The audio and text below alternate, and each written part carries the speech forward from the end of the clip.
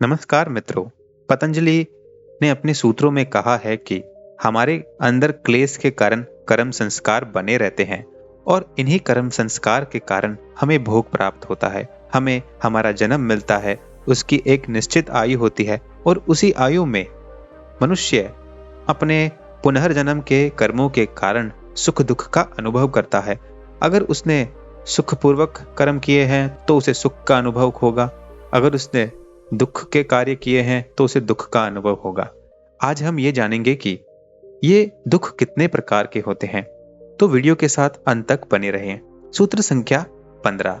परिणाम ताप संस्कार दुखेर गुणवृत्ति विरोधाश्च दुखमेव सर्व विवेकिनम। अर्थात परिणाम दुख, ताप दुख, संस्कार दुख, ऐसे तीनों दुख सब में विद्यमान रहने के कारण और तीनों गुणों सत्व रज तम की वृत्तियों में परस्पर विरोध होने के कारण विवेकी के लिए सब कुछ दुख रूप ही है।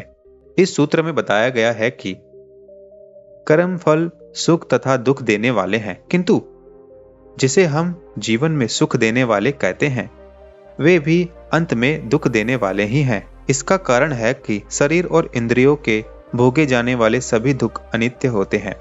थोड़े समय सुख देकर वे लंबे समय तक दुख देने का कारण बनते हैं।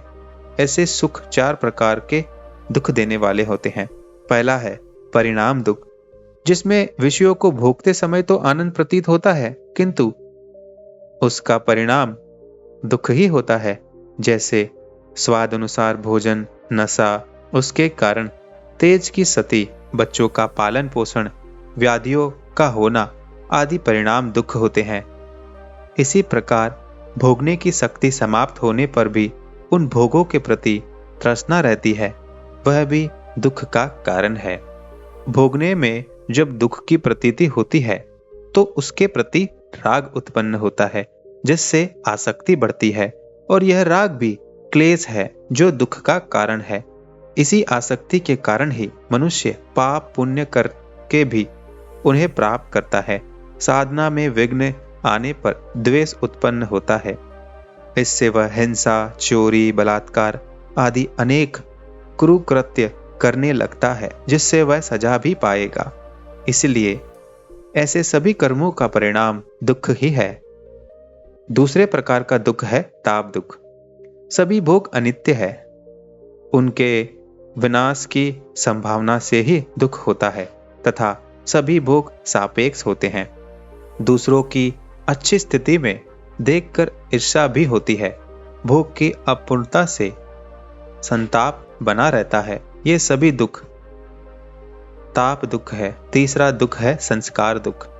भोगों के बाद जो स्मृति शेष रहती है वही संस्कार बन जाती है। अतीत की स्मृतियों के बार बार आने से व्यक्ति दुखी होता है। ये संस्कार अगले जन्म में भी दुख का कारण बनते हैं।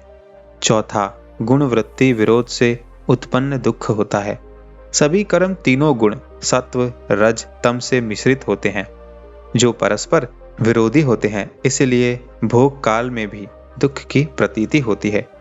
इसीलिए विवेकी जन के लिए दोनों ही प्रकार के भोग, चाहे वे दुख देने वाले हो अथवा सुख देने वाले हो, सब के सब दुख रूप ही है, जो त्याजत है। इसीलिए ज्ञानी तो स्वर्ग सुख भी त्याग कर मोक्ष की इच्छा रखते हैं।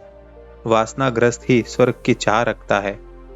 अष्टावक्र राजा जनक ने इसीलिए कहते हैं कि हे प्रिय, यदि तू मुक्ति चाहता है तो विषयों को विष के समान छोड़ दे। समा, दया, संतोष और सत्य को अमृत के समान सेवन कर। भगवान कृष्ण ने गीता में कहा है, इंद्रिय तथा विषयों के संयोग से उत्पन्न होने वाले सब दुख भोग है। वे यद्यपि वशीय पुरुष को सुख रूप भासते हैं और तो भी निसंदेह है दुख के ही हेतु हैं और आदि अंत वाले अर्थात अनित्य है। इसीलिए हे अर्जुन, बुद्धिमान विवेकी पुरुष उनमें नहीं रमता। सूत्र संख्या 16। हेयम दुखम मनागतम, अर्थात आने वाला दुख नष्ट करने योग्य है।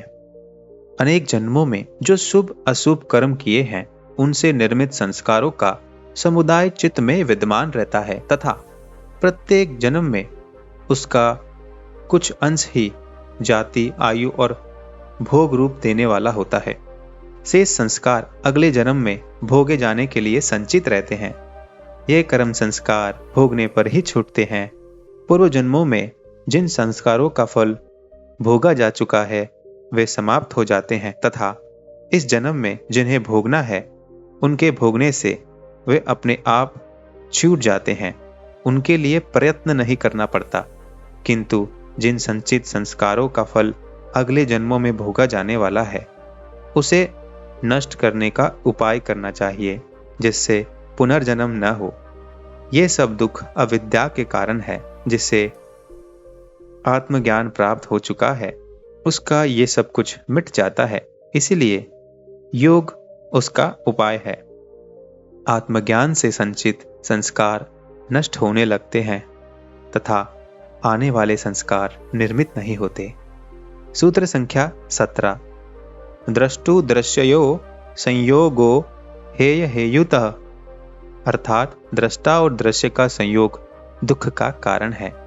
इस सूत्र में दृष्टा और दृश्य का संयोग होने से दुख का कारण बनता है। किसी शुद्ध तत्व में जब कोई विजातीय तत्व मिलता है तो वह अशुद्ध हो जाता है तथा उसका स्वरूप, गुण, धर्म आदि बदल जाते हैं। यह विकृत वस्तु ही हानिकारक सिद्ध होती है। इसी प्रकार दृष्टा और दृश्य के संयोग होने से वह अपना शुद्ध स्वरूप खो देती है, जिसका कारण अविद्या है। यही संयोग संसार में दुख का कारण है। ज्ञानी जन दोनों को भिन्न भिन्न समझकर इस प्रकृति तत्व को उसे चेतन से अलग कर पुनः शुद्ध आत्म तत्व को प्राप्त कर लेता है। यही उसकी मुक्ति है, कैवल्य है। इससे दुखों से मुक्ति तथा आनंद प्राप्त होता है। और उसी के कारण जब हम कोई चीज देखते हैं, जब हम कोई चीज सुनते हैं, उसमें भी मिलावट होती है। क्योंकि हम जो सुनते हैं तो हमें लग रहा है कि हम सुन रहे हैं, और जैसे ही वो चीज कान पे पड़ती है, हमारे अंदर जो स्मृति है, जो संस्कार है, वह उससे तालमेल करती है और उसी के हिसाब से वह ध्वनि, वह दृश्य अच्छा बुरा लगता है और हम उस पर प्रतिक्रिया करते हैं। यहाँ पे हम दृष्टा और दृश्य एक हो जाता है। और जब योगी इन दोनों में भिन्नता कर देता है, जो दिखाई दे रहा है, जो प्रतिक्रिया हो रही है, उनके बीच की कड़ी को अगर योगी तोड़ देता है तो संस्कार नहीं बनते और धीरे धीरे वह व्यक्ति योग मार्ग में आगे बढ़ता है।